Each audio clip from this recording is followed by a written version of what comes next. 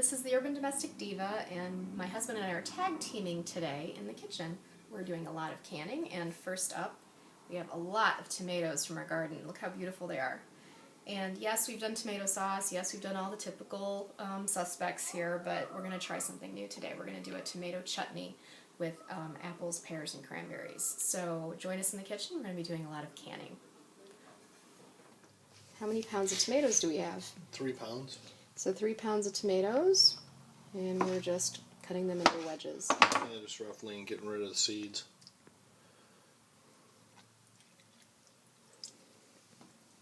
So next up are onions. Yeah. 2 pounds of onions? About 2 pounds. I'm doubling this recipe, but improvising as well. The tomatoes you saw earlier, I'm going to put them in. This thing's going to cook for an hour and a half. I'm going to put the tomatoes in probably in the last, I don't know, half hour or so. So they don't disintegrate completely. And are you going to slice those or chop? I'm going to dice them. Diced. Okay. Now we take 2 pounds of apples, peel and core and dice. Alright, so we have our chopped onions in a large stock pot. Meanwhile, we're finishing up cutting up our fruit, which is right over here. So those are our chopped cooking apples. So you want an apple that's going to stay somewhat firm, not too mushy. And then we also have some pears to put in our chutney. And we're going to chop these up as well. Mm-hmm. We have about 5 large pears. 2 pounds. 2 pounds. So 2 pounds of apples, 2 pounds of pears. Okay. So we got 4 pounds of fruit in here. Our pears and our apples. Our tomatoes are waiting over there. And they are our garden tomatoes, so they'll be nice and sweet in the chutney. I'm going to put in 5 cloves of garlic.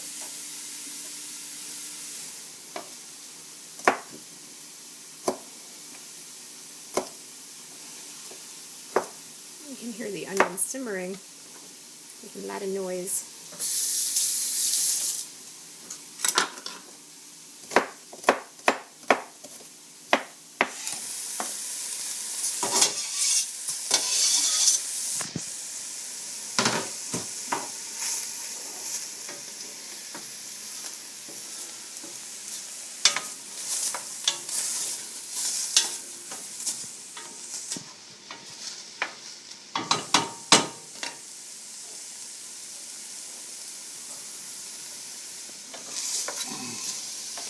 So once you see that the onions are getting a little translucent, add your fruit.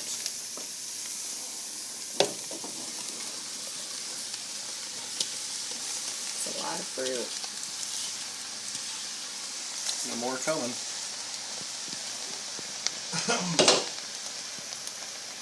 So give that a good stir.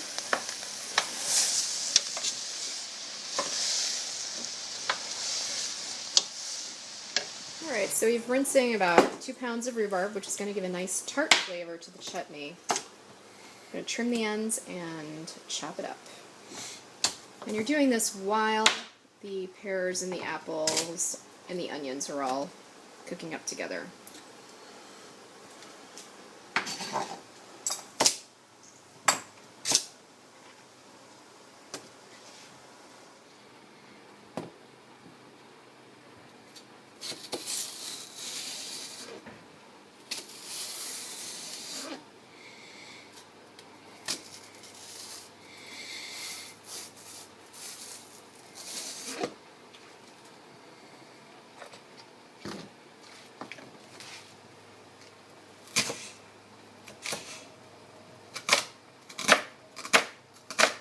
Nice fine.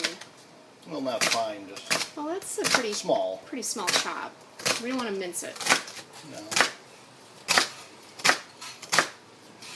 Small chunks.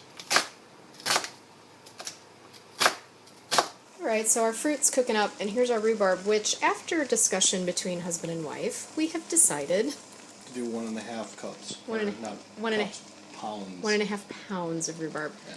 We don't want things to be too tart. We just want a little pop of tart in the flavors. So I already have tart apples. yeah.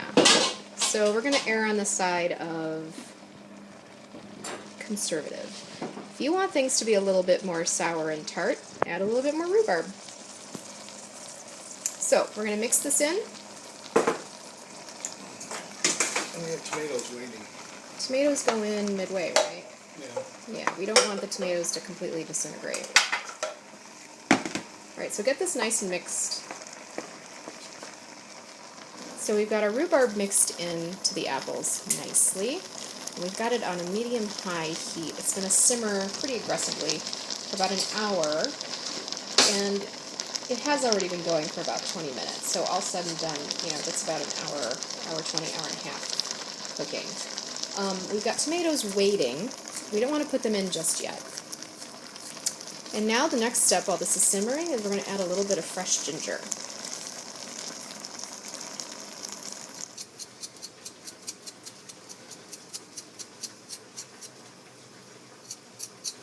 So peeling with the back of a spoon, no, the front of a spoon. And that's about, looks like about a 2-inch piece, maybe 2.5 even.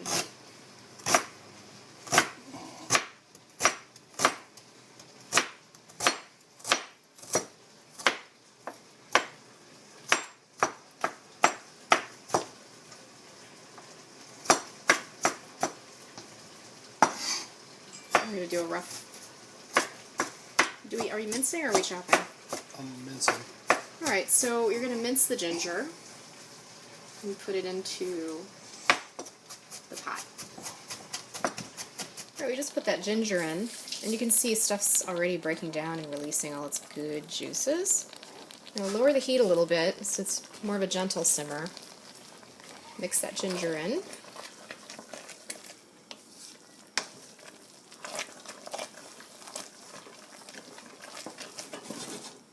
Actually all breaking down nicely to fit into this pot, which we were a little concerned about. Usually chutneys have raisins. We're adding some raisins. We think that might... Because we're crazy. Well, it's going to go with the tomatoes. Right. I think. And once again, tart. Right. 2 cups. 2 cups. So bring them in. It's been cooking now for about 10 minutes. On the consistent simmer, so we bring in the craisins. Mix them right in.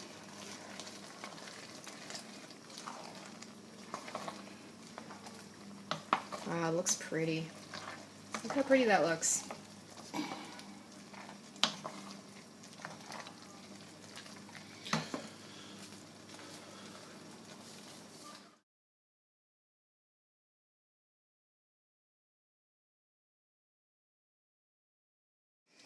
We don't have enough room in this pot. Thought we did, but we don't. So we're going to, what do you call this one? The beast?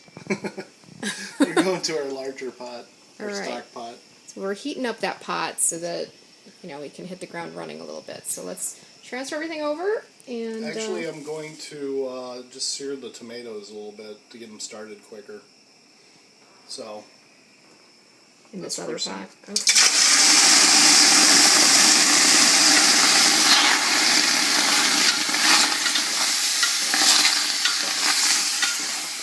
Now the reason I put in these big chunks is I want all the skin to come off in big chunks because I'm going to pull the skin out. The skin's not going to be nice in there. So, yes, we're being a little bit lazy. We could have peeled them all, but it's a pain. This is a much easier way. You just pull them off the top while you're cooking. If you want to, you could peel your own, or your tomatoes before you put them in. And the best way to do that is throw them in a hot water bath for 5 to 10 minutes.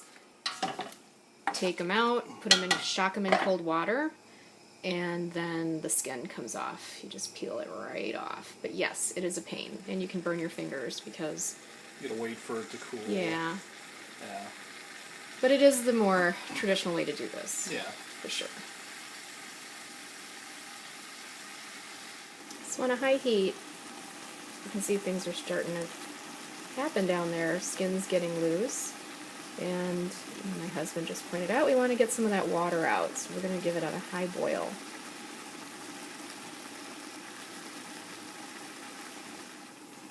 See, my husband's already starting to be able to take some of the skin off.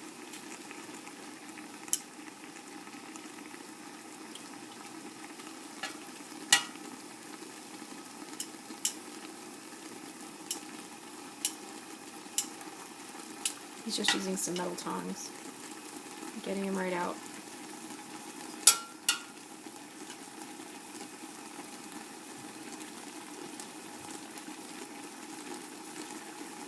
So after a few minutes, here we go. We're going to add the rest of the chutney in.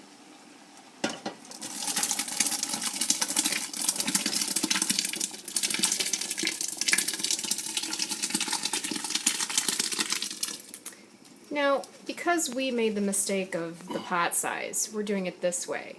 If you want to stay within your chutney pan, you can probably go opposite, meaning keep everything in your large stock pot with your chutney, get a small pan for your tomatoes to get going and get the skins off and some of the water out, and then add the tomatoes into your giant chutney pot.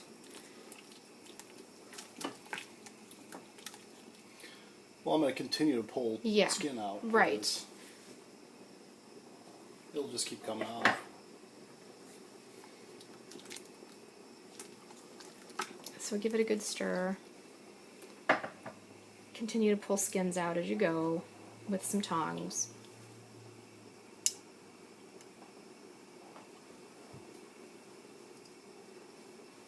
And it's going to continue to simmer for about a half hour. Things are melding together really nicely.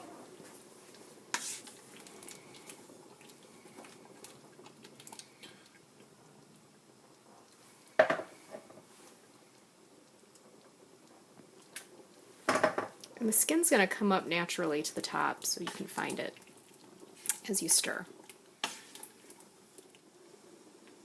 So what are we thinking?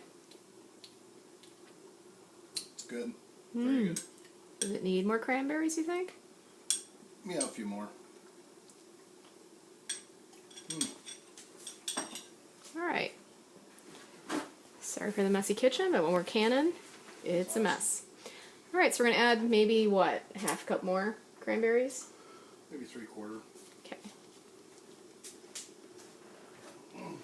So at that point, when you're tasting things, make sure you got good salt, some pepper, maybe you want to kick up the sweetness or the tartness. I think the cranberries are going to do a little bit of both. Plus it just doesn't look like there's enough distribution throughout the whole dish, so we're just adding a little bit more. So stir those in. Getting everything ready for canning, and I'll talk about that in just a sec. It's been the whole cooking time. All in all, it's been about an hour from when we started to now, and you can see how things are gelling up nicely. There's no pectin in here, but things are gelling from the sugar and all the fruit. So this is ready to go. We turned off the heat, and now we've got our giant canning pot with a lot of water covered and on high heat because we need to sterilize. We need to start our canning process.